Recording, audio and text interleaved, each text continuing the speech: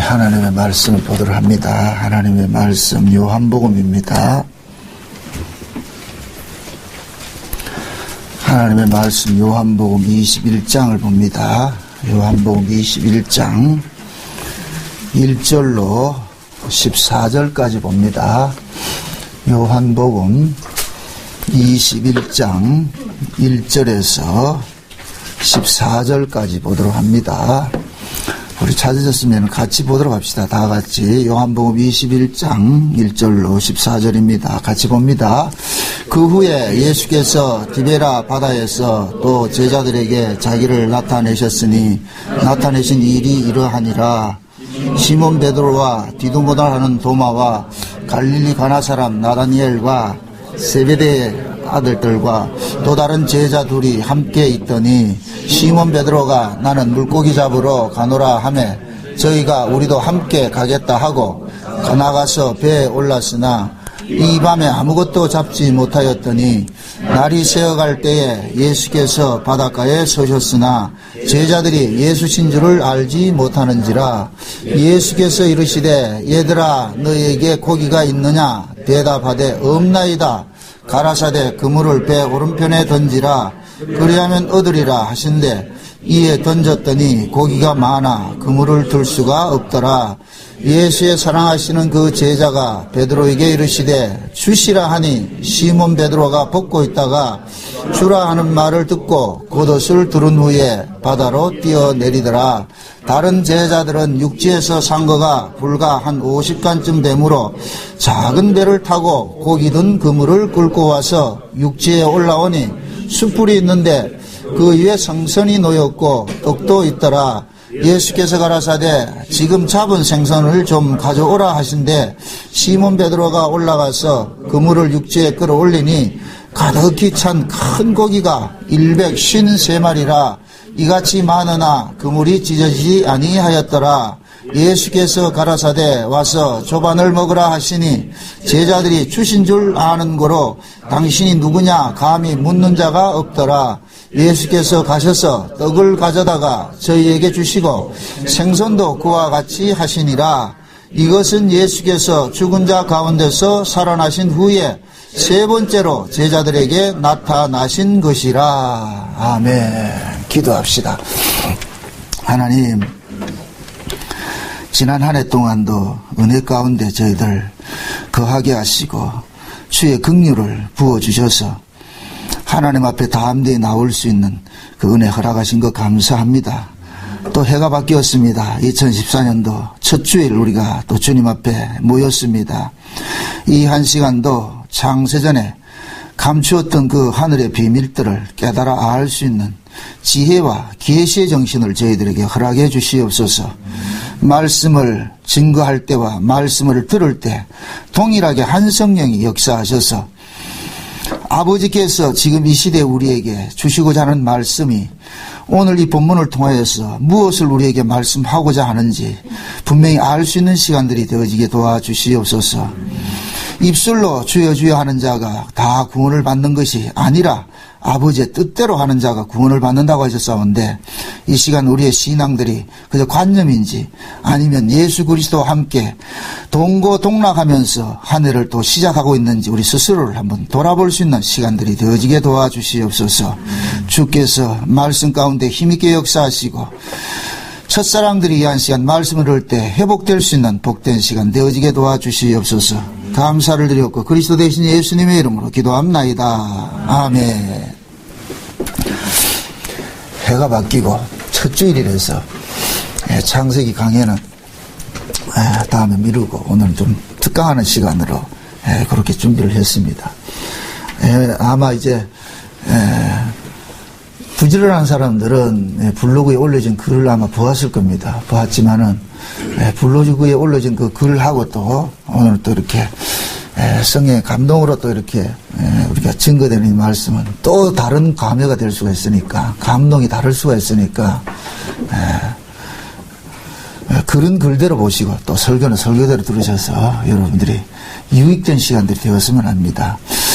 예수님께서 마태복음 13장에 보면은 천국에 대해서 7가지 비유로 말씀을 하십니다. 천국에 대해서 7가지 비유를 말씀을 하시는데 맨 마지막 비유가 무슨 비유냐면은 그물로 가지고서 고기를 잡아서 마지막 끝날에는 그 그물 속에 있는 고기들을 좋은 고기와 나쁜 고기를 분리를 한다. 그 이야기를 합니다. 그건 무슨 이야기냐면 예수님께서 이 땅에 오신 것은 결국엔 뭡니까? 자기 백성들을 구원하러 오셨잖아요. 그죠? 자기 백성들을 구원하러 왔는데 그 자기 백성들을 구원하는 그 일을 예수님은 무엇으로 묘사를 했느냐면은 어부가 그물을 바다에 던져서 고기를 잡는 것으로 그렇게 묘사를 하더란 말이죠. 그러면은 성경에서 말하는 그냥 어부들이 그물을 내려서 고기 잡는 것이 그냥 일반 저 바닷가에 고기 잡는 그 이야기가 아니란 얘기입니다. 예수님께서는 지금 이 역사를 만드신 것은 이 역사를 통해 가지고서 보이지 않는 묵시에 속한 일들을 이야기를 해주고 싶은 거거든요. 그래서 어떤 면에 봤을 때는 이 역사 자체는 하나의 뭡니까? 묵시를 드러내기 위해서, 하나님 나라를 드러내기 위해서 쓰여지는 시청과 교재라고 이렇게 이야기할 수 있어요. 그래서 유치원에 가면은, 어린이집에 갈 것 같으면은 어린아이들을 이렇게 어떤 사물의 인지 능력이라든가 뭘 가르치기 위해 가지고 무슨 일을 하느냐면은 어떤 보조 교재가 있어요. 그걸 보고 음물이라고 그럽니다. 음물교육이라고 그래요. 음물교육. 그 음물교육은 뭐냐면은 부교재를 가지고서 시청과 교재를 써가지고서 사실에 대해 가지고서 알려주는 거예요. 그러니까 예수님께서 이 땅에 오셔가지고서 하시는 모든 일들은 뭐와 같으냐? 음물과 같은 거예요. 무엇을 드러내기 위해서? 보이지 않는 하나님 나라를 드러내기 위해서. 성경은 항상 두 구조로 되어 있다 그렇습니다. 보이는 세계가 있고 보이지 않는 세계가 있고, 그래서 보이는 세계는 보이지 않는 것으로 말미암았다 그랬으니까 원래 이것이 실상이고 여기는 뭐이다? 허상이란 말이죠. 허상.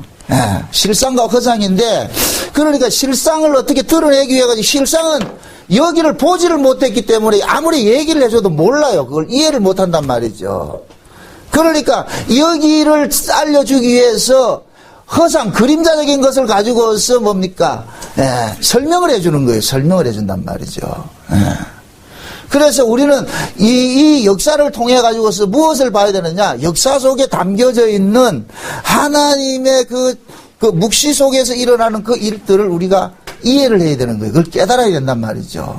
그래서 성령께서 성령의 감동으로 이 기록을 한 것은 비록 우리 인간들이 쓰는 이 문자 속에 하나님의 말씀을 담아놨지만은 하나님의 바람은 뭐냐면 문자는 드러난 것이고 문자 속에 있는 내용을 끄집어내야 된단 말이죠. 그래서 제가 이걸 로고스와 레마로 그냥 설명을 드렸어요. 그죠? 문자는 뭡니까? 그냥 로고스예요. 로고스는 그냥 그 속에 내용을 담는 하나의 그릇이란 말이에요. 그릇. 그러니까 우리가 이 성경을 보는 것은 그냥 문자만 보면 안 된단 말이죠. 문자 속에 있는 뭐를 봐야 돼요? 내용을 봐야 된단 말이죠. 그 문자 속에 담겨 있는 그 내용이 뭐냐? 하나님 나라에 관한 일들이고, 다른 말로 예수 이야기인데 예수님의 생명에 관한 일들이란 말이죠. 그러니까 우리는 여러분들이 설교를 들어도 마찬가지예요. 제가 말하는 설교만 들으면 안 돼요. 그 설교가 여러분의 것이 되어야 된다. 여러분 속에서 예수 그리스도가 육신화돼서 여러분과 함께 동락하는 그 모습이 나타나줘야지, 설교 아무리 많이 들어도 그건 의미가 없어요. 그건 설교를 많이 듣는 것은 그냥 성경 많이 보는 것과 똑같은 거예요. 성경 많이 본다고 믿음이 좋으냐? 아니거든요. 많은 분들이 이 성경적 지식은 많이 아주 가지고 있어요. 물어보세요. 여러분들 스스로가 물어보세요. 요즘에 SBS에서 보면은 경제방송에서 볼 것 같으면은 후에마이라고 이렇게 해가지고서 그거래요. 나는 누구입니까? 라는 그 주제를 가지고서 계속 인문학자들이 나와서 강의하는 내용이 나와요. 요즘 제가 좀 듣는데 그 부분에 대해서. 그분들이 인문학자들이 그러는 거예요. 내가 도대체 누구냐 이거예요. 내가 도대체 누구냐. 지식을 아무리 많이 쌓아놔도 그 지식이 과연 나와 무슨 상관이 있느냐 말이죠. 예수가 아무리 2000년 전에 오셔가지고서 십자가에 죽으시고 부활하시고 승천하시고 다시 온다 해도 그 예수가 나와 상관이 없을 것 같은 거 아무 의미가 없죠. 마귀는 자꾸만 속이는 일이지. 마귀는 속이는 일의 천재예요. 그래, 자꾸만 우리를 마귀는 이걸 속이는 일을 하는데 어떻게 속이느냐? 그냥 지식적으로 알고 있게 만든단 말이죠. 예수님의 초림 당시에도 그 지식을 쫓아가는 자들을 그노시스주의라 그러는데 그 그노시스주의자들은 뭐냐? 지식을 깨닫는 것이 구원이라고 생각을 하는 거예요. 지식을 깨닫는 걸. 그게 지금 이 시대 그대로 들어와 있다니까, 교회 안에. 늘 제가 말합니다. 역사는 어제나 오늘이나 영원토록 동일해요. 역사 자체는. 이게 뭐가 것 같으냐면, 자, 보세요. 하나님의 나라에서 뭐가 나왔어요? 역사가 나왔죠. 그럼 이 역사 자체는 무엇을 담고 있어요? 하나님의 나라에 관한 것들이 다 담고 있겠죠. 그죠? 그러니까 어느 부분이든지 다 섹션별로는 다 담고 있어요. 그죠? 에덴 동산에서도 하나님 나라에 관한 일이 담고 노아 시대도 있고 아브라함 시대도 있고 다윗 시대도 있고 예수님 초림 때도 있고 지금도 있고 똑같은 말이죠. 마치 태양이 위에서 비치면은 이 아래에 있는 지구에는 어느 곳에도 태양의 빛이 이렇게 가듯이 그러니까 하나님 나라에 관한 이야기들은 역사 전체 전반에 걸쳐서 뭐냐 흐르고 있단 말이죠. 흐르고 있단 말이죠. 마치 낙동강이 저 한강에서 출발한 것들이 이 낙동강을 거쳐가지고 700리를 거쳐서 가는 곳마다 그 물줄기가 흐르듯이 어느 곳에 가도 그 물이에요. 그 물. 다른 물이 아니고. 그러니까 지금 하나님께서 보이지 않는 이 하나님 나라를 설명하는데 이 하나님 나라에 관한 일들이 이 역사 속에서는 다 토막토막 딱 들어가 있단 말이죠. 그러니까 초대교회에 일어났던 그 일들이 지금도 일어난다 안 일어난다? 일어나고 있어요. 그렇기 때문에 성경은 항상 어느 시대고 그것을 진리로 우리에게 주어지는 거예요. 그래서 초대교회 당시에도 그노시스주의자들이 있었다 이 이야기는 결국에는 뭐냐? 지금도 그노시스주의자들이 있는 거예요. 지식을 쫓는 자들 말이죠. 예수는 구경하는 게 아니에요. 예수는 그 타자로 세워놔놓고 아유 당신 거기 있고 나 여기 있고 그런 예수는 그냥 하나의 관념이 돼버린단 말이죠. 그거는 구약적 예수예요. 쉬운 얘기로. 신약적 예수는 뭐냐? 그 예수가 우리 속에 들어오셨단 말이죠. 그러니까 우리 속에 들어왔다 이 얘기는 우리를 가지고서 예수님의 삶을 풀어내기 위해서 오신 거예요. 풀어내기 위해서. 그래서 우리를 일컬어서 그리스도인이라 그러잖아요. 그리스도인. 그리스도인이 뭐예요? 그리스도가 우리 안에 들어왔다. 나로 하여금 그리스도로 살게 하신단 말이죠. 내가 예수란 얘기가 아니고. 자, 이 얘기 뭐냐면 역사가 뭐라 그랬어요? 보이지 않는 하나님 나라를 보여주기 위해서 역사가 필요했다 그랬죠. 그죠? 그럼 그 예수님은 지금 보이지 않아요. 예수님은 그 보이지 않는 그 예수님을 드러내기 위해서 누가 필요하냐? 그리스도인이 필요한 거예요. 지금 이해돼요? 예수님께서 지금 그러니까 내가 역사가 되는 거예요. 누구를 보여주는 역사? 예수를 보여주는 역사가 되는 거죠. 내가. 그죠? 네. 그래서 예수님께서는 우리 안에 오셔가지고서 당신을 자꾸만 계시를 한단 말이죠. 당신을 계시한단 말이죠. 그 일들을 우리는 이 역사 속에서 살아내야 되는 거예요. 많은 분들이 오해를 하는 것이 마치 예수 믿으면 아무것도 안 해도 되는 것으로 착각을 하는데 아니에요. 생명이라는 것은 가만히 있을 수가 없어요. 내 안에 어떤 다른 분이 오셔가지고서 자꾸만 나를 뭔가 움직이게 하신다니까. 그래서 우리는 뭐냐? 내 의지와 상관이 없이 그분의 그 의지가 우리 속에 들어와가지고 나를 끝간데 없이 자꾸만 간섭을 하는 거예요. 간섭을 한단 말이에요. 그래서 저와 여러분들이 이 요한복음 21장의 마지막 예수님께서 베드로에게 말하는 게 그러잖아요. 내가 젊어서는 네 마음대로 다녔지만 늙어서는 띠띠고 네가 원치 않는 길로 다닌다 그랬지. 그런데 젊었다 늙었다를 또 이해하죠. 젊은 거 뭐라 그랬어요? 젊었을 때는 성령을 받기 전을 젊었다 그러는 거예요. 내 의지대로 살 수 있는 상태. 그럼 늙어서는 이 얘기는 성령이 오고 나면 이제부터는 너는 너대로 살지 못하고 성령이 너를 주관해서 끌고 다니기 때문에 이걸 늙었다 표현을 한단 말이죠. 이해돼요? 예. 그래서 저와 여러분들이 성령이 우리 가운데 오시면 예수님이 오셨다 할 것 같으면 그 예수님은 그냥 심심해서 우리 뒷방 영광같이 네 마음대로 살고 나 혼자 낮잠 자겠다 그렇게 해서 오신 분이 아니란 말이죠. 함께 우리 안에 오셔가지고서 우리와 함께 내 몸을 가지고서 뭐냐 예수를 정말 드러내는 일을 하는 거예요. 그래서 우리는 우리 안에서 나도 모르게 예수님의 성품적인 것들이 자꾸 드러나는 거예요. 생전에 안 하던 일들 자꾸 한단 말이에요. 그걸 은혜를 받으면 그런 일들이 나타나잖아요. 그런 일들이 나타나는 것이 그것은 내가 하는 일이 아니고 누가 하는 일이다? 예수님께서 하시는 일이에요. 그러니까 야고보서는 그런 게 없는 사람은 요건 귀신의 믿음이라 그러잖아요. 죽은 자라 그러고. 이걸 또 우리 보고 만들어내라는 얘기 아니에요. 만들어내면 종교가 돼요. 그건 만들어내라는 얘기가 아니고 우리는 이게 있느냐 우리는 스스로 확증을 해보는 거예요. 사도 바울이 그러잖아. 너희 안에 믿음이 있는가 스스로 뭐 해보라? 확증해보라 그러잖아요. 그렇죠? 너희 안에 그리스도가 없으면 너희는 뭐다? 버리운 자라 그런단 말이죠. 그 그리스도를 우리가 하늘에서 올라가서 끌어내리지도 못해요. 그분은 오신다니까.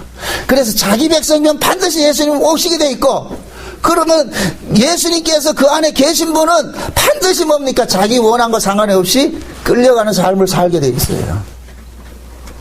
예수님께서 오늘 이 본문 보물 같으면 예수님께서 부활하셔가지고서 제자들은 다 도망을 갔는데 예수님께서 찾아가시잖아요. 찾아가신 이유는 뭐겠어요? 그들을 가지고서 예수님은 승천을 하셔야 되고 아버지께로 가야 되고 가시면서 제자들에게 예수님께서 이 땅에서 하신 일을 그대로 그들에게 위임을 한단 말이에요. 이걸 일컬어서 뭐라 그래요? 사명이라 그러잖아요. 사명. 그래서 요한복음 20장에 예수님께서 제일 먼저 6월절 날 죽으시고 그 다음에 초실절 날 부활하셔가지고서 안식구 첫날에 예수님께서 부활하셔가지고 제자들에게 나타나셔가지고 어떻게 해요? 그들에게 나타나가지고 아버지가 나를 보낸 것 같이 나도 너희를 보내노라. 그러면서 뭘 받으라 그래요? 숨을 내쉬면서 성령을 받으라 그러죠. 그럼 그 이야기는 결국은 뭐냐? 성령이 너희들에게 임하면 너희들은 아버지가 나를 이 세상에 보낸 것 같이 성령이 임하면 너희들도 세상으로 나가게 될 것이다. 나가게 될 것이다. 그 세상에 나가서 무슨 일을 하느냐? 그 일을 오늘 본문에서 보여주는 거예요. 오늘 본문에서. 그래서 예수님께서 이 땅에 오신 것은 자기 백성 구원하러 오신 것인데 그 자기 백성 구원하는 것을 마태복음 13장의 천국 비유를 7가지를 쭉 하면서 맨 마지막에 뭐냐? 천국은 마치 뭐와 같으냐? 그물을 세상에 바다에 던져가지고서 그 그물 속에 돌아온 각종의 고기들이 들어왔는데 그 속에서 좋은 고기와 나쁜 고기를 갈라낸다 그러죠. 분리한다 그러죠. 그래서 좋은 고기는 곳간에 들이고, 그럼 물어봅시다. 좋은 고기와 나쁜 고기는 고기에 따라서 달라집니까? 주인이 결정을 합니까? 주인이 결정을 하죠. 그죠? 그러니까 좋은 고기라 해서 우리가 생각할 때 좋은 고기라 이럴 것 같으면은 아주 값이 비싼 좋은 고기 그런 개념이 아니에요. 주인이 원하는 고기가 좋은 고기예요. 전 어렸을 때 바닷가에 살아서 저 강원도에 가면 바다에 멸치를 잡을 때 무슨 하는 거 있어요. 이걸 후리라 그러는데 후리. 멸치대가 여기 있을 것 같으면은 굉장히 눈이 밝으신 어르신이 저 산꼭대기에 올라가가지고서 멸치대를 봐요. 그때는 망원경도 없는데 어떻게 봤는지 모르겠어. 그렇게 해서 보면은 이분이 막 신호를 합니다. 그럼 배에서는 그분의 신호를 받아가지고서 멸치대가 여기 있을 것 같으면 그물을 이렇게 치는 거예요. 그물을. 멸치대는 모르는 거예요. 자기들이 그물 안에 가둬졌는지 모른다니까. 양쪽 그물을 다 이렇게 쳐가지고 양쪽에 당기는 거예요. 여기서. 이걸 훌이라 그런단 말이에요. 당긴다. 다 당겨지면 이 안에 있는 이 멸치대들이 들어오지요. 그러면 그 멸치대 다 이렇게 선별을 할 때 뭐냐면 그 속에는 각종 고기들이 있어요. 꽁치도 있고, 배 희한한 거 다 들어온다고. 그럼 그런 고기들은 뭐 하느냐? 버리는 거예요. 버리는 거, 그건 다른 사람들이 가져가죠. 왜? 그물을 내린 것은 뭘 잡기 위해서? 멸치를 잡기 위해서. 그러니까 멸치가 어부들에게는 무슨 고기가 되고? 좋은 고기가 되고. 아무리 거기가 가오리가 잡히고 이래도 그거는 좋은 고기가 아닌 거예요. 마찬가지란 말이에요. 예수님께서 이 땅에 오셔가지고서 그물을 내렸어요. 예수님 고기 잡으러 오셨단 말이죠. 무슨 고기 잡으러 오세요? 어린 양의 생명책에 농명된 자기 백성 찾으러 왔죠. 자기 백성. 그래서 자기 백성이 무슨 고기냐? 좋은 고기가 되는 거예요. 이해되죠? 네, 자기 백성 아닌 자는 좋은 고기가 아닌 거예요. 자기 백성. 그러면 또 묻습니다. 예수님께서는 자기 백성은 반드시 찾아낸다, 안 찾아낸다? 찾아내지요. 그래서 우리가 구원을 이야기를 할 때 구원은 외부의 어떤 힘에 의해서 우리가 건져짐을 당하는 것이지 낚아채임을 당하는 것이지 내가 독자적으로 구원받을게 해서 가는 구원은 없단 말이죠. 그건 내가 독자적으로 구원받을게 하는 거, 그건 세상 종교고, 기독교 신앙은 뭐냐? 나는 가만히 있는데도 하나님께서 자기 백성들은 반드시 한 알갱이라도 버림받지 않고 반드시 찾아낸단 말이에요. 그래서 구원에 대해서는 염려하지 말라 그랬어요. 구원에 대해서. 구원에 대해서 뭔가 염려한다는 얘기는 뭔가 그 사람이 지금 구원관에 대해서 뭔가 오해를 하고 있는 거예요. 구원은 우리가 지켜낼 수도 없어요. 내가 이루어갈 수도 없어요. 예수님께서 우리 안에 오신 것은 당신이 우리 구원을 지키고 이루어내겠다는 거예요. 우리 보고 네 마음대로 네 구원해 이거 아니란 말이죠. 여러분들이 아이를 안아놓고 네 마음대로 살아라 이렇게 하는 거예요? 우리 김정 집사님 저 이영이 나가지고 이영이가 저 녀석이 조만할 때 한 몇 개월 됐을 때 우리 교회 왔는데 지금 저만이 컸다니까. 컸는데 그냥 그거 나 안아놓고 네 마음대로 커라 이렇게 안 한다니까. 때를 따라서 먹이고 입히고 씻기고 모든 걸 관섭한단 말이죠. 그래서 크는 거예요. 저기 다 시청과 교제라니까 음물이라니까 지금. 우리가 이 땅에 부모가 있고 자식이 있고 하는 모든 것들은 하나의 음물이란 말이에요. 음물. 하나님 나라에서 일어나는 일들을 보여주고 있는 거예요. 보여주고 있단 말이죠.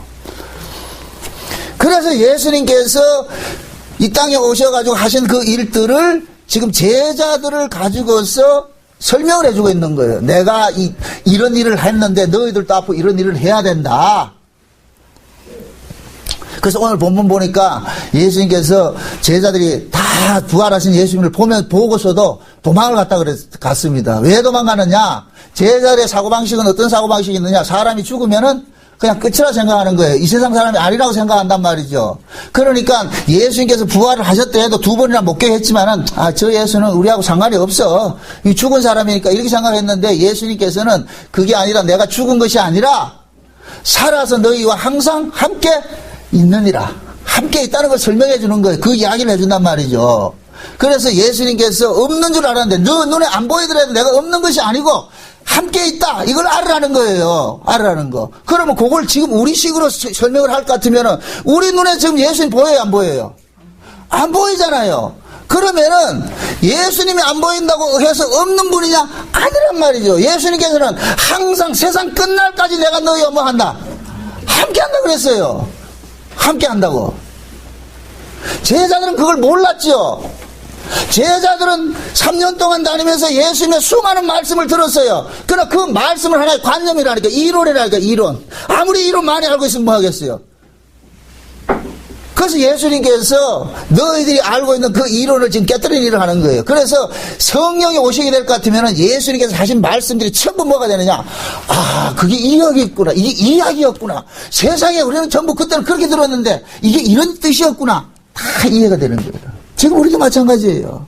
눈에 보이지 않지만은 예수님께서 실제 우리가 뭐 한다? 함께 뭐 한다? 통과하고 있는 거예요. 이거 믿어지세요? 이게 안 믿어지시면 여기 계실 필요가 없어요. 사람은 믿어지는 것만큼 액션하게 돼 있어. 믿어지는 것만큼 액션하게 돼 있다니까. 여러분들이 남편을 사랑하고 아내를 사랑하고 사랑하는 것만큼 내 행동이 나오게 돼 있잖아. 그죠? 사랑하는 것만큼. 그래서 우리 몸으로 나타나는 것들은 내가 그 몸으로 표현되는 것은 하나의 사랑의 척도가 되는 거예요. 척도가 되는 거. 아무리 예수 사랑한다면서 집구석에 빙둥빙둥 노는 그건 사랑하는 게 아니에요. 예배 시간에 예배 드리지도 않고 집구석에 노는 그건 사랑이 아니라니까. 그건 머릿속에, 그걸 다른 말로 대가리 속에만 있는 거예요. 그건 예수가 아니라니까. 그건 죽은 예수지. 그래서 지금 예수님께서 제자들에게 지금 뭡니까? 할 일을 가르치는데, 근데 제자들이 보세요. 다 예수님 도망갔어요. 2번이나 예수님을 부활한 걸 보고도 도망을 갔는데, 가가지고 밤새도록 지금 뭐 하느냐? 고기를 잡는단 말이에요. 근데 그 고기를 잡았다, 못 잡았다? 한 마리는 못 잡았죠. 그죠? 한 마리는 못 잡았는데, 예수님께서 가셔가지고서 그물을 내리라 그러니까 고기를 잡았단 말이죠. 성경에 보면은, 제자들이 2번 그물을 내려요. 2번 그물을 내린다니까. 고기 잡는 걸 2번 잡는 게 나와요. 예수님께서 공생에 시작하면서 베드로 찾아가가지고서 고기를 잡으라 그랬어요. 그물 한번 내렸어요. 그럴 때는 고기를 엄청나게 많이 잡았죠. 그죠? 많이 잡았는데, 그때 그 잡은 고기들은 뭐 하느냐? 그물이 찢어버렸어. 마태복음 보세요. 마태복음 4장을 한번 봅시다. 마태복음 4장입니다.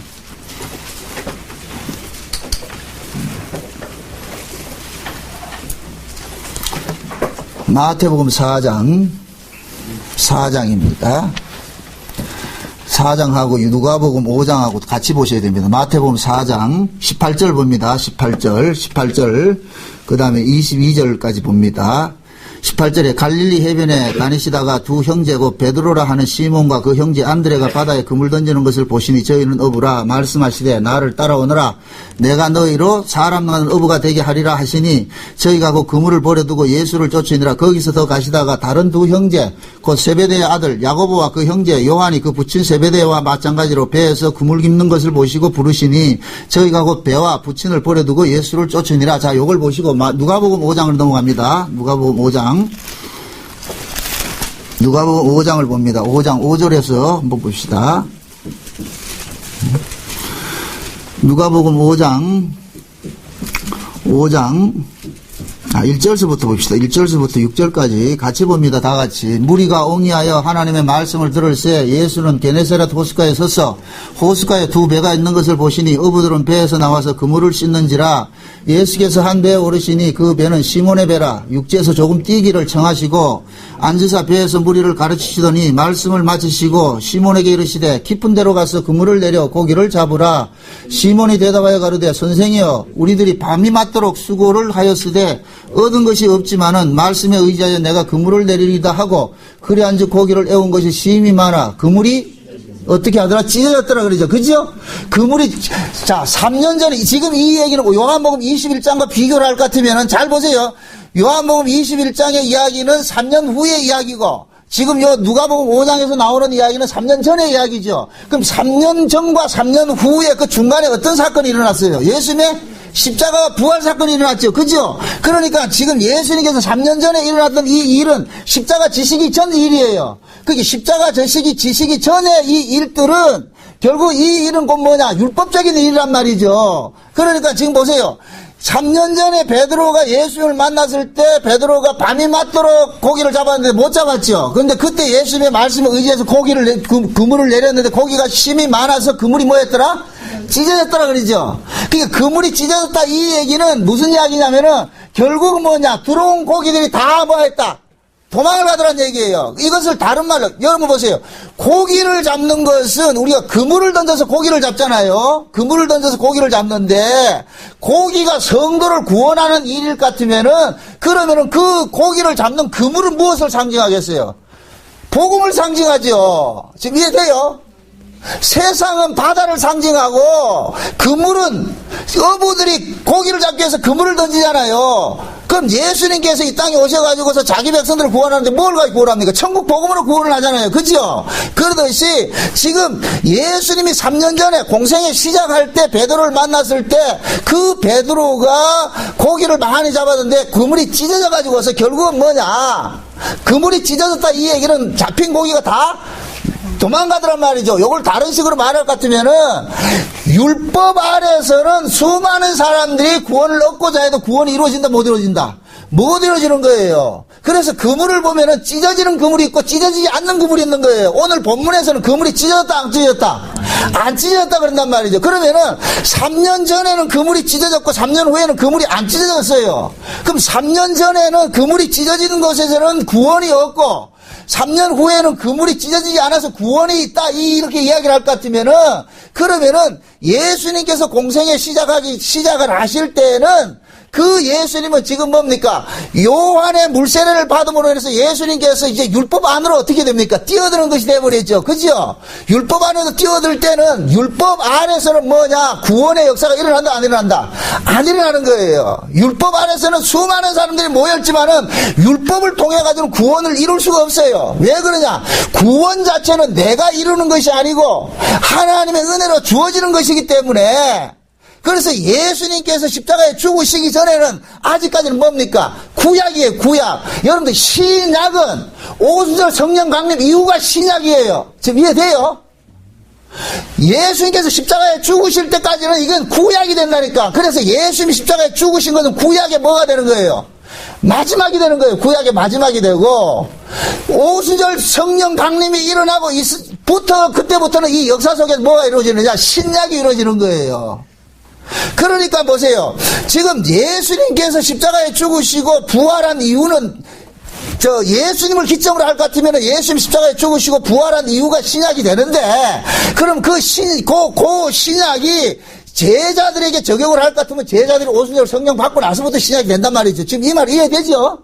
그러니까 예수님께서 3년 전에 십자가 지시기 전에 베드로를 찾아가서 그물을 내렸을 때는, 그때는 율법이기 때문에 그 베드로의 그물 속에 들어온 고기들은 다 그물이 찢어져서 그걸 감당을 못해서 다 나가버렸단 말이죠. 그런데 예수님께서 십자가에 죽으시고 이제 부활하시고서는 이제부터는 뭐가 됩니까? 예수님이 십자가에 죽으시고 부활한 것은 이제는 언약이 바뀌는 상태가 돼버렸잖아요. 그죠? 율법을 옛 언약이라 그러고, 지금 뭡니까? 예수님께서 십자가에 죽으시고 우리에게 주신 이 복음은 뭐라 그래요? 새 언약이라 그러잖아요. 새 언약. 그죠?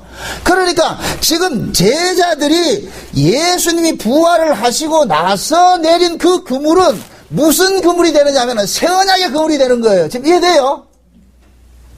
그러니까 지금 예수님께서 제자들에게 나타나셔가지고서 배 오른편에 그물을 내리라, 이 얘기는 예수님의 부활을 십자가에서 부활을 하시고 나서 그 부활하시고 난 그 새 언약의 복음을 가지고서 고기를 잡으면은 전부 다가 뭐가 되느냐? 배 오른편에 내려진 그 그물에서 잡힌 고기들과 같이 모든 고기들이 뭐가 되느냐? 승리자의 고기가 되는 거예요. 그래서 성경에서는 오른편을 뭐라 그러냐면 승리를 이야기를 하고 이긴 자를 이야기를 하는 거예요. 마태복음 25장에 보면은 양과 염소와의 비유가 나오죠. 그죠? 양과 염소. 마지막에 뭡니까? 이 세상 끝날 때 양과 염소를 분리를 하잖아요. 심판을 하잖아요. 근데 양은 어디에 세우고? 오른편에 세우고, 염소는 어디에 세우고? 왼편에 세우잖아요. 그렇죠? 그래서 오른편에 있는 그 양들에게 장세로부터 예비된 하나님의 나라를 상속받으라 그러고, 왼편에 있는 염소들에게는 영벌에 들어가라 그러죠. 그죠? 그래서 성경에서는 오른편을 뭐로 이야기를 하느냐?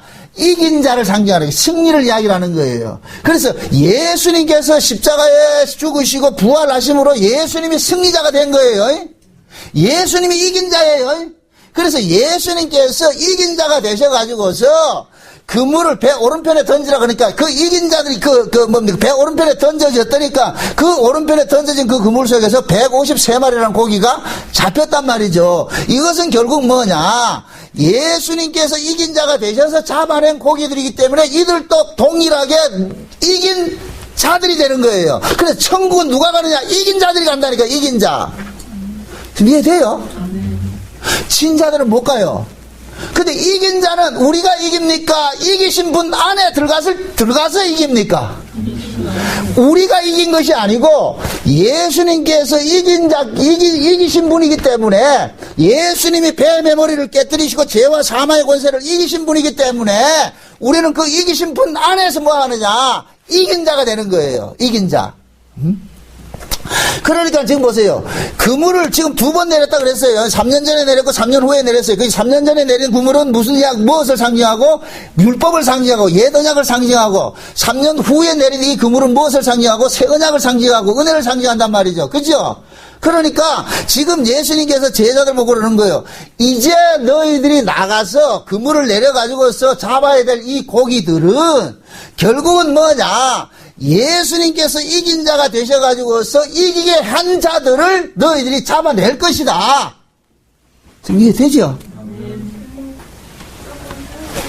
재미있는 것이 아까 마태복음에 보면은 보세요. 여러분들 이걸 아셔야 돼요. 성경을 보면은 요한복음, 사도 요한하고 베드로하고는 구조적으로 달라요. 잘 이해하셔야 돼요. 베드로는 그물을 던지고 베드로의 그물은 찢어지는데 요한은 무슨 일을 하느냐? 찢어진 그물을 뭐 하느냐? 깁는 일을 해요. 아까 마태복음 다시 보세요. 4장 한번 보세요. 마태복음 4장.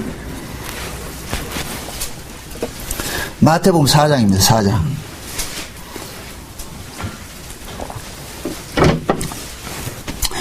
21절 보세요. 21절.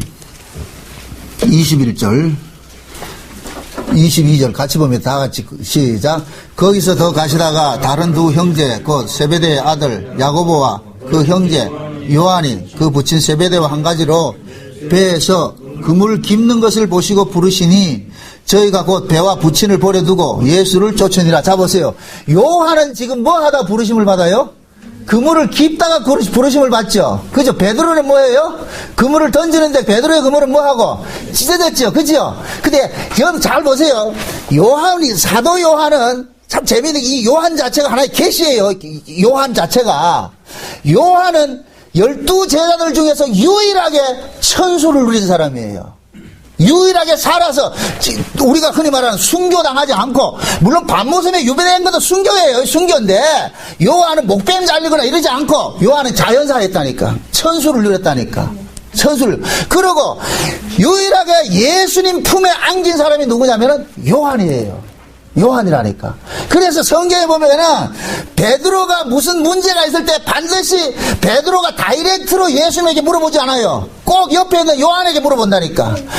예수님께서 최후의 만찬을 하실 때에 그러잖아요. 너희들 중에 나를 팔자가 있으리라 이렇게 했을 때 베드로가 뭐라 그러냐, 머리짓 이렇게 하면서 요한 보고, 요한이 그때 어디에 있었어요? 예수님 품에 안겨있죠. 그죠? 그게 요한이 예수님의 품에 안겨있다 이 얘기는, 이것은 요한이 예수님의 뭐냐? 신부란 얘기예요. 그래서 요한이라는 이름 자체가 여호와께 사랑하는 자, 여호와의 사랑하는 자 이 얘기예요. 여호와의 사랑을 입은 자, 다른 말로 여호와께 소속된 자. 이게 이해돼요? 그게 요한은 무엇을 상징하느냐? 예수님의 신부로 상징하는 거예요. 신부로. 그래서 요한만 예수님의 품에 안겨있다니까. 그래서 요한만 순교당하지 않고 천수를 누렸고. 지금 이해돼요? 그러니까 그 요한은 지금 누구를 상징하느냐? 저와 여러분을 상징하는 거예요. 그래서 저와 여러분들은 예수님의 신부될 자들이고, 우리는 이 땅에서 뭐 하느냐? 요한과 같이 하나님의 나라를 우리는 유업으로 받을 자들이에요. 우리는 다. 그래서 요한은 어떤 일을 하느냐? 요한은 뭐냐? 찢어진 그물을 잡고 깊잖아요. 이것은 곧 뭐냐? 구약의 율법 신앙은 전부 깨어지고 찢어지는 것인데, 그 율법 신앙을 요한은 뭐 하느냐? 완성시키는 거예요. 지금 이해돼요? 그러니까 구약의 율법을 완성하는 분은 누구냐? 예수님께서 십자가에서 완성하셨죠. 그죠? 율법을 완성하셨는데, 그 율법을 완성하는 것이 새 언약이란 말이죠. 새 언약. 그래서 요한복음은, 우리가 이제 공간복음하고 요한복음은 다른데, 공간복음은 마태, 마가, 누가복음을 공간복음이라고 그러고, 요한복음은 이것은 별도로 취급하는 거예요. 그러니까 공간복음은 세복음서, 마태, 마가, 누가, 요 복음서는 뭐냐? 예수님께서 이 땅에 오셔서 역사적으로 하신 일들만 기술하는 거예요. 역사적으로 이런 일을 했습니다 했는데, 요한복음은 그 역사적인 이 일을 영적 의미로 풀어내는 거예요. 그래서 완전히 달라요. 다르다니까. 그래서 요한을 일컬어서 이름이 뭐라 그래요? 보아너기라 그러죠. 요한의 이름을 가지고서 요한을 보아너기라 그러는데, 그 보아너기 뭐냐? 우레의 아들이라니까. 우레의 아들. 이것은 다른 말로 뭐를 딱 상징하느냐면은 천상의 소리란 얘기예요. 천상의 소리. 다시 말해서 베드로는 뭐라 그래요? 베드로는 이름은 반석이죠. 베드로는 바탕을 깔고 요한은 그 위에 집을 짓는 거예요. 쉬운 얘기로. 지금 이해돼요? 그래서 신앙은 예수님께서는 반드시 베드로와 요한을 같이 데리고 간다니까. 그래서 오순절 성령이 임하고 났을 때에도 베드로하고 요한이 같이 그가 설교를 하죠. 그죠? 그 다른 제자들이 없다는 얘기가 아니고, 성경에서는 요한과 베드로를 이렇게 쓸 때는 베드로를 상징할 때는 하나의 옛언약을 상징하는 것이고, 요한을 상징할 때는 새언약을 상징하는 것이에요. 그러니까 옛언약과 새언약은 이거 떨어지면 안 돼요. 같은 것이라니까. 우리는 자꾸만 생각을 할 때 율법은 나쁜 것이라 그러지 않는 건데, 아니에요. 율법도 복음이에요. 율법이 없으면 복음을 드러낼 길이 없어. 그래서 율법과 이 복음은 항상 뭐 해야 된다? 짝으로 돼가지고 같이 가야 되는 거예요. 지금 이해돼요? 그래서 베드로와 요한은 항상 짝이 돼서 같이 간다. 그게 예수님께서 같이 되는, 베드로, 요한, 야고보 같이 되는 자리죠. 그죠? 그 야고보는 제일 먼저 제자들 중에서 순교당한 자고, 근데 베드로와 요한은 항상 예수님께서 짝을 맞춰가지고 다닌단 말이에요. 그러니까 둘이 짝을 맞추는데 서로 상대적인 것으로 드러나는 거예요. 상대적인 것들로. 그래서 베드로를 사용을 할 때는 예수님께서 무엇을 상징하느냐? 그냥 구약의 율법식으로 베드로를 사용을 하는 거예요. 그래서 베드로가 율법 3년 전에 예수님 만나가지고 그물을 던졌을 때 고기가 찢어졌고, 그러고 지금은 3년 후에 이게 나타난 이 베드로는 결국 뭐냐면은 전에 있던 그 베드로가 아니고, 저 베드로는 뭐 나쁘다 이렇게 하니까 그러면 지금 부활해가지고 이 베드로 고기 잡으면 그건 뭡니까? 그렇게 생각하지 말고, 예수님 만나기 전에, 좀 십자가 지시기 전에 베드로는 구약의 율법을 상징한다 이 뜻이고, 지금 예수님 부활하시고 나서 지금 고기 잡는 것은 베드로를 뭐를 상징하는 거예요? 새 언약에 속한 베드로를 상징하는 거예요. 그죠? 그게 굳이 우리가 요한과 베드로를 이렇게 나눌 때 구분을 하면 베드로는 율법을 상징하고 요한은 뭐를 상징하고 은혜를 상징한단 말이죠. 그런 의미에서 지금 이해돼요? 네. 그래서 지금도 보세요. 오늘 본문에 볼 것 같으면은 베드로는 고기를 잡았는데 그 베드로가 지금 예수를 알아봅니까? 뭐 알아봅니까? 못 알아봐요. 그 예수를 누가 알려줘요? 요한이 알려준다니까, 요한이. 베드로는 고기를 잡았는데 지금 배 오른편에 그물을 내리라고 하신 분이 누군지를 몰라. 모르는데 사도 요한이 베드로에게 알려준단 말이죠.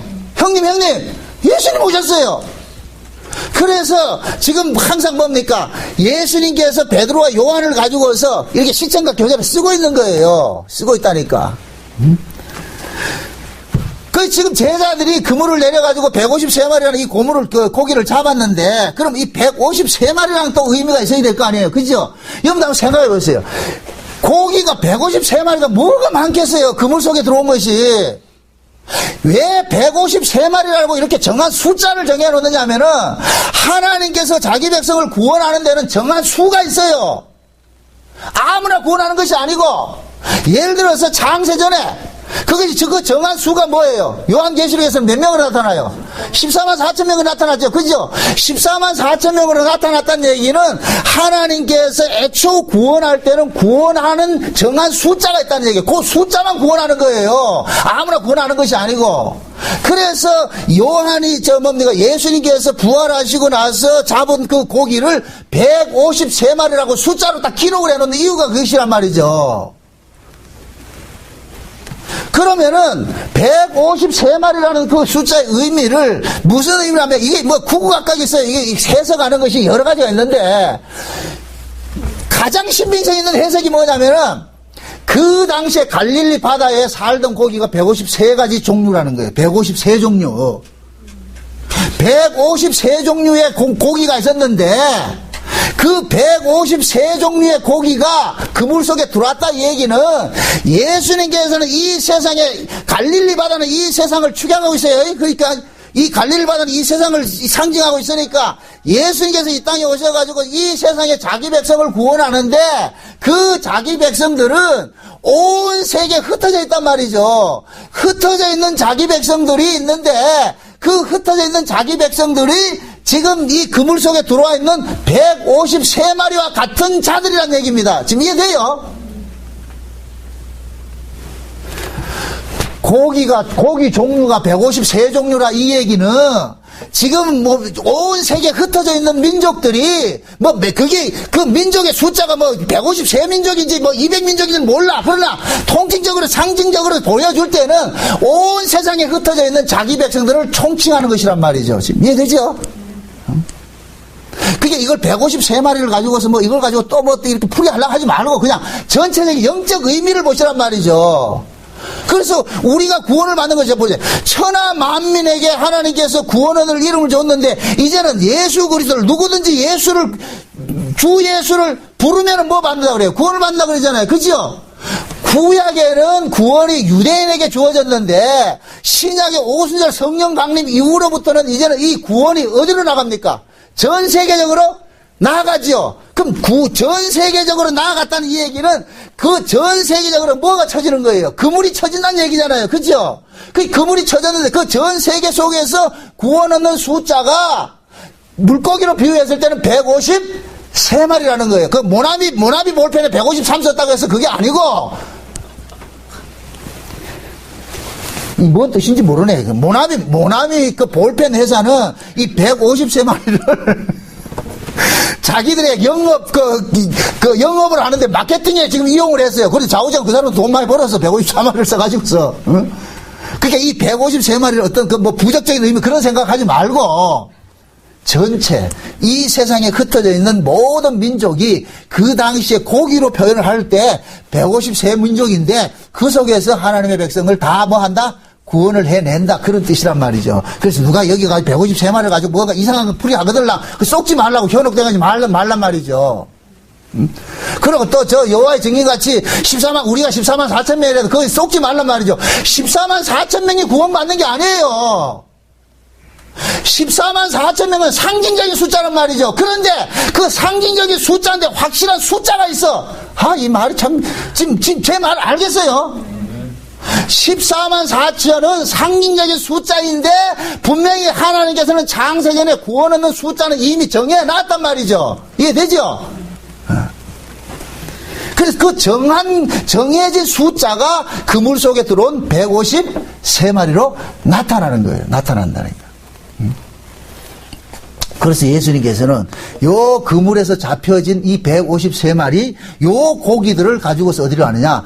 마태복음 13장에 비유를 할 것 같으면 어떻게 하는 거예요. 좋은 고기 나쁜 고기 분별할 때 그 좋은 고기로서 해서 천국으로 데려가는 거예요. 데려간다니까. 그러니까 여러분들 보세요.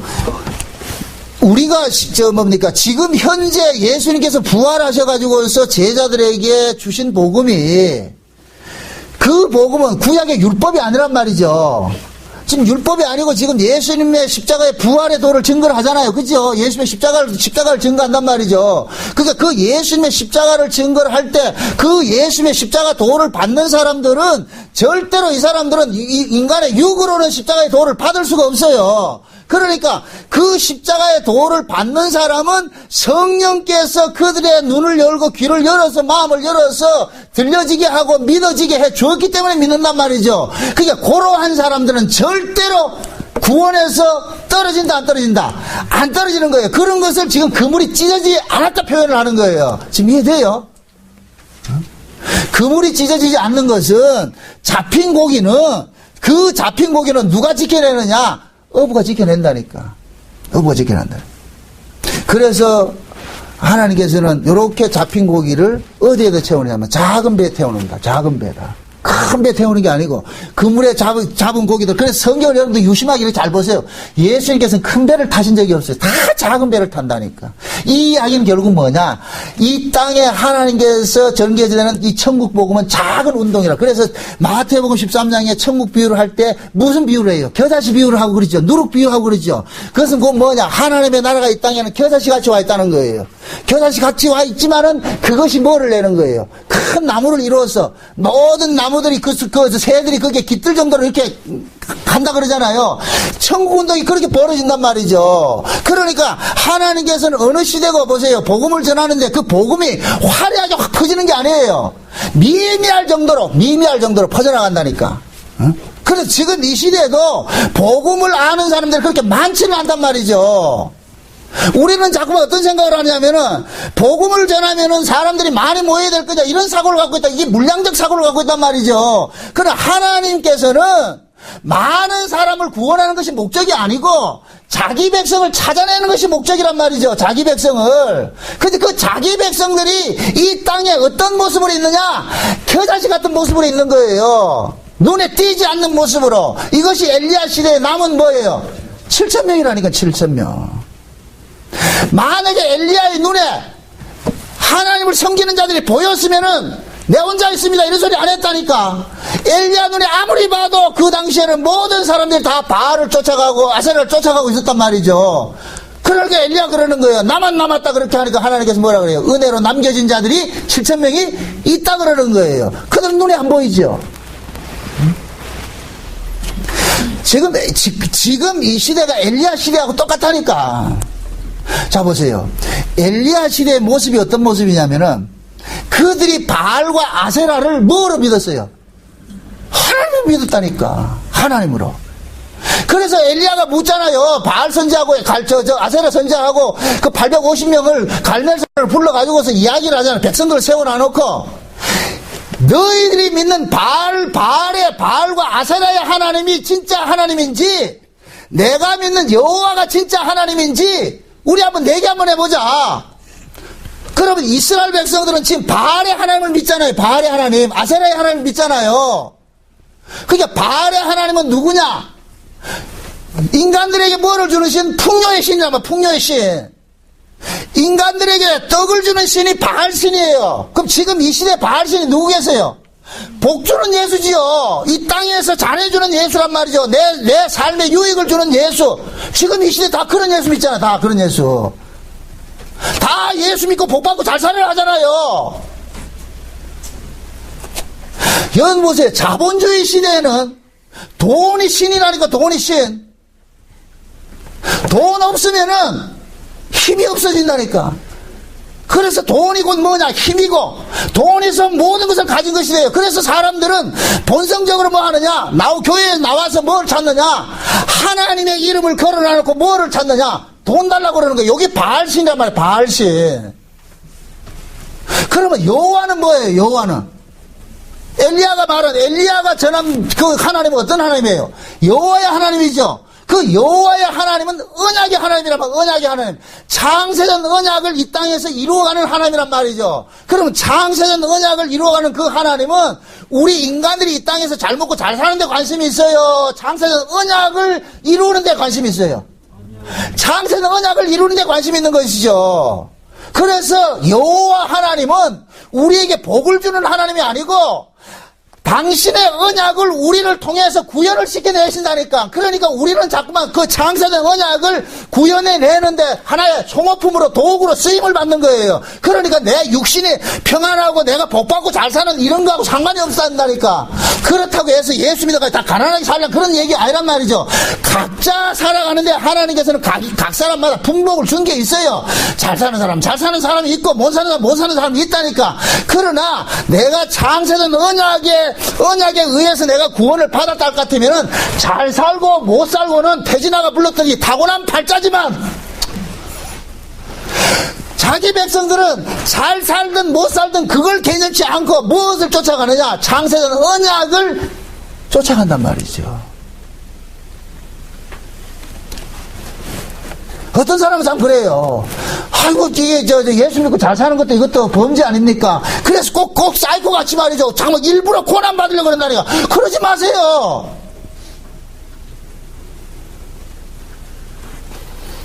그 얘기 어떤 분이 저한테 전화가 그런 이야기를 해요. 예수를 믿으면은 이 땅에서 고난을 받아야 된다는데, 목사님 설교를 들을 것 같으면은, 고난도 물론 있지만은, 이 땅에 살아가는 게 자꾸만 이 땅을, 자기는 생각하는 것이 이 땅을 자꾸 벗어나고 이 땅을 떠나야 된다고 생각하는데, 내는 그렇게 생각하지 않으니까 현실을 하루하루 하나님 은혜에 감사하며 살아라 그러니까 그게 잘 안 된다는 거예요. 그러니까 자꾸 뭐 생각하느냐면은 염세주의가 돼버리는 거예요. 예수 믿고 나가지고서 이 땅은 다 이거는 역사는 다 아무 의미가 없으니까 이거 다 버려질 것들이고 그러니까 나는 이 땅에 정말 떠날 생각을 하고 살아야 돼. 그러니까 삶이 재미가 없지요. 여러분 신앙생활은 그런 게 아니에요. 성도들은 초대교회 성도들 보세요. 그래서 제가 늘 성경을 상고하라 그러는 거예요. 어떤 사람의 말에 미혹당하지 말고 성경 속에 나와 있는 그 성도들을 보면 오순절 초대교회 성도들이 어땠어요? 날마다 모여서 염세주의 같이 떠나야 되느냐 그렇게 살았어요? 아니에요. 감사하고 찬송하며 살았다니까. 어떻게 그렇게 살 수 있느냐? 현실적인 이것은 다 허상이기 때문에 여기에 미련을 안 두니까 그 삶 속에서도 감사가 나오고 기쁨이 나오는 거예요. 지금 이해돼요? 억지로 자꾸만 여러분들이 사이코 되지 마세요. 그건 신앙이 아니에요. 그건 올바른 신앙이 아니라니까. 예수를 믿으면 기쁨도 있고 감사도 있고 행복하다니까. 예수 믿고 행복한 건 죄예요? 뭐 잘못됐어요? 소망이 생기잖아요. 여러분들 사도 요한이 서신서를 3개 썼어. 사도 요한이 쓴 서신서가 뭐예요? 요한복음 있고 그 다음에 요한 1, 2, 3서가 있고 요한계시록이 있죠. 사도 요한은 전부 어디에 관한 이야기를 했느냐? 여기에 관한 이야기를 했어요. 태초 이야기를 했다니까. 요한복음 1장 1절에도 어디에 이야기하고 태초 이야기하죠. 그죠? 요한 1, 2, 3서에서 요한 1서에서 뭐라 그래요? 태초 이야기하죠. 요한계시록은 어디 이야기해요? 태초가 그 이야기라니까. 천국 이야기라니까. 천국 이야기. 그러니까 요한은 이 천국을 실제 자기가 이 역사 속에서 누리고 사는 거예요. 그러니까 반모섬에 살면서도 요한이 아이고 이놈의 인생 살아서 뭐하겠냐 이렇게 하지 않았다니까. 육신은 아파도 그 속에서 감사하며 살았다니까. 그래서 요한의 서신은 우리가 흔히 말할 때 요한복음 고린도서 13장에 볼 것 같으면은 믿음과 소망과 사랑 이 세 가지는 항상 있을 때 그중에 제일은 사랑이라고 그러잖아요. 그게 믿음, 소망, 사랑이 있어요. 요한복음 이 사도 요한이 쓴 것은 다 그게 다 들어가 있다니까. 어떻게 볼 것 같으면은 요한복음 하나에 우리의 믿음에 관해서 이야기를 해주는 것일 것 같으면은 요한계시록은 무엇을 이야기하느냐? 소망을 주는 거예요. 천국에 대한 소망을 주는 것이에요. 그리고 요한일서는 전부 무슨 이야기예요? 사랑 이야기죠. 사랑 이야기. 그래서 요한일서에서는 뭐라 그래요? 태초에 계셨던 그 말씀이신 하나님과 우리가 뭘 했다 그래요? 사귐을 했다 그러잖아요. 사귐을. 그 사귐이 곧 뭐냐? 사랑이라니까, 사랑. 그래서 신앙생활이라는 것은 이 땅에서 우리가 말이죠. 내가 비탄에 젖어가지고서 말이야. 내가 뭡니까? 응? 그 슬픔에 잠겨가지고서 그렇게 사는 게 아니란 말이죠. 우리가 이 땅에 살면서 복음을 듣고 보니까 소망이 생기더란 말이죠. 그 소망이 우리로 하여금 뭐하냐? 현실의 삶을 이겨내게 하더란 말이에요. 그러니까 감사가 나오고 기쁨이 나오고 찬송이 나오는 거예요. 왜 신자들이 예수를 믿으면서도 기쁨이 없느냐? 그것이 결국은 그거 알고 있는 것이 관념이기 때문에 기쁨이 없는 거예요. 이론이기 때문에. 예수는 생명이에요. 그 예수가 우리 안에 오실 것 같으면 믿음, 소망, 사랑이 생긴다니까. 그 예수가 우리 안에서 믿음과 소망과 사랑을 일으킨다니까. 그러니까 예수로 사는 사람은 비록 순교를 당한다 할지라도 그 순교 속에서도 뭐 하느냐? 감사하고 찬송이 나왔다니까. 여러분들 초대교회 이 기독교 역사를 볼 것 같으면은 그 콜로세움에 말이죠. 그 사자의 먹이가 되면서도 그들은 뭘 불렀어요? 찬송 불렀잖아요. 이거 억지로 시켜서 되는 일이 아니란 말이죠. 살아서도 예수 안에서 살면 천국이고 이 땅에서 비록 고난받고 죽는다 할지라도 천국에 가는 것이니까 기쁨이 되죠.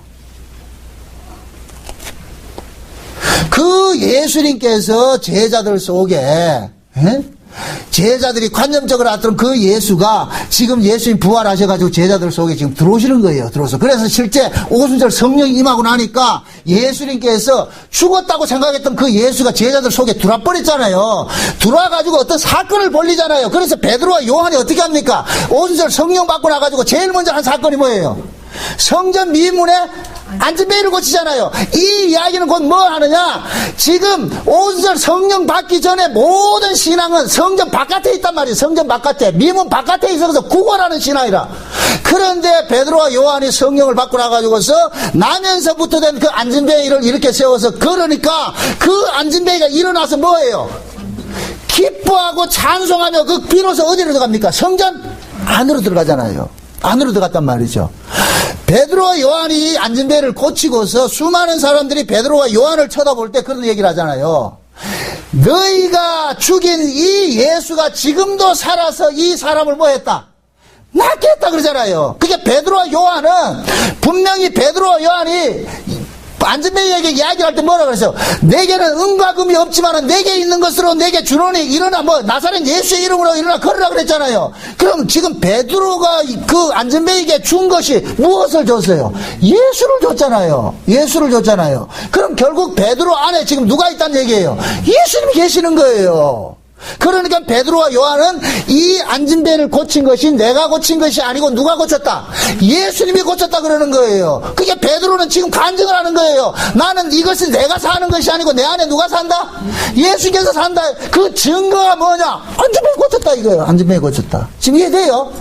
그래서 신자들에게는 예수님께서 하시는 일들이 나타나는 거예요. 그래서 여러분들이 삶 속에서 교회 생활을 하면서 온유와 겸손과 자비와 양성과 성령의 열매들이 나타날 때 그것은 여러분이 맺는 것이 아니고 예수님께서 여러분 안에서 뭐 하는 거냐? 잠깐 맺어지게 하는 거예요. 그렇기 때문에 이런 것들은 내가 교회에 간다고 나오는 것이 아니고 우발적으로 나오는 거, 우발적으로. 그래서 하나님의 은혜를 받으면 그 은혜 받을 때 내 안에서 내가 감당하지 못하는 일들이 자꾸 터져 나온다니까. 이해돼요? 그럴 때 그 일을 본인은 알아요. 이건 내가 한 것이 아니고 내 안에 하나님의 은혜가 이 일을 하게 했구나. 이걸 알게 된다니까. 그러한 일들을 예수님께서는 제자들을 통해서 뭡니까? 그물 쳐가지고 고기 잡는 것으로 지금 비유를 하고 있는 거예요. 그래서 사도들이 오순절 성령 임하러 가지고 밖에 나가서 그물을 치면서 뭡니까? 예수 그리스도 그 십자가의 도라는 그 그물을 칠 때 그 십자가의 도 안에 십자가 도라는 그 그물 속에 잡혀 들어오는 그 고기들은 그들은 전부 뭐가 되느냐? 이긴 자가 돼가지고서 뭐 하느냐? 승리의 노래를 부르고 감사하고 기뻐하고 그렇게 살더란 말이죠. 그게 초대교회에 나타난 모습이잖아요. 초대교회 모습이잖아요. 그러니까 그 초대교회 2000년 전에 그 초대교회를 옛날로 생각하지 말고 지금 현재로 땡겨보자 말이에요. 현재로. 그럼 지금도 마찬가지예요. 부활하신 주님께서 오셔가지고서 증거하는 그 말씀을 들은 사람들은 그 말씀이 그냥 이론이 아니고 실제 자기 안에서 생명의 능력으로 나타났어. 생명으로 능력으로 나타나니까 삶이 어떻게 되더라? 변하더란 말이죠. 기쁨 있고 찬송 있고. 예전 같으면은 돈 없다고 징징거리던 사람이 어느 날 돈보다 더한 가치를 깨닫고 나니까 그 돈의 가치를 초월해서 살더란 말이죠. 그렇다고 그 사람이 살림 형편이 나아진다는 얘기 아니에요. 똑같은 형편이지만은 옛날에는 비관적으로 살았는데 이제는 뭐냐? 비관적이 아니라 오히려 감사하며 살더란 말이죠. 그게 곧 뭐냐? 제자들이 친 그물 속에 들어온 이긴 자의 그 고기들이라니까. 153마리라니까. 지금 저와 여러분들 전부 153마리 그 고기들이라, 고기들. 응? 우린 다 이긴 자예요. 왜 이긴 자냐? 제가 감히 말합니다. 왜 우리의 구원이 이긴 구원이냐? 그 구원을 우리가 이룬 것이 아니고 누가 이뤘기 때문에? 예수님께서 이뤘기 때문에. 그래서 절대 아버지 손에서 빼앗을 자가 있다 없다? 없는 거예요. 그래서 저와 여러분들 구원은 한절 고래심줄보다 더 질긴 구원을 가지고 있기 때문에 낙심하지 말고 없음 속에서도 감사하고 그렇게 사시란 말이죠. 제발 2014년도에 여러분들의 환경, 삶의 환경은 달라지지 않는다 할지라도 그 환경 속에서 여러분들의 가치관은 좀 달라지셔가지고서 야, 내가 이게 세속에 물들어서 물질적 가치로 사는 자가 아니라 이제 내가 영적 가치로 사는 자구나, 이걸 깨달으시고 없음 속에서도 좀 감사하고 찬송하며 사십시오. 그렇게 했을 때 주변에 있는 사람이 당신은 사는 게 그렇게 힘든데도 어떻게 그렇게 기뻐요? 내 속에 누가 있다? 예수가 있다. 당신이 없는 것은 난 가지고 있다. 그분이 누구냐? 내 안에 예수가 있기 때문에 이 예수가 나로 하여금 이 현실의 삶을 이기게 해주신 분이다. 그래서 내가 이 현실조차도 이기면서 내가 감사하며 살고 있다. 그럴 때 여러분들은 예수님의 뭐가 되느냐? 증인이 되는 거예요. 예수님의 증인. 예수의 증거자로 사는 거예요. 부디 2014년도에 그러한 예수의 증인으로서 증거자로 사시기를 주의 여러분 축원드립니다. 기도합시다. 아버지 하나님 감사합니다. 주께서 우리에게 베풀어 주신 놀라우신 이 구원의 사역들을 이 시간 우리가 그물 속에 들어오는 이 고기를 통해서 살펴봤습니다. 하나님, 잘 깨달아지게 하시고 정리가 되게 하시고 이 말씀 속에 우리가 자유를 얻게 하시고 소망을 갖게 하시고 사랑을 누릴 수 있도록 도와주시옵소서. 예수님의 이름으로 기도합나이다. 아멘.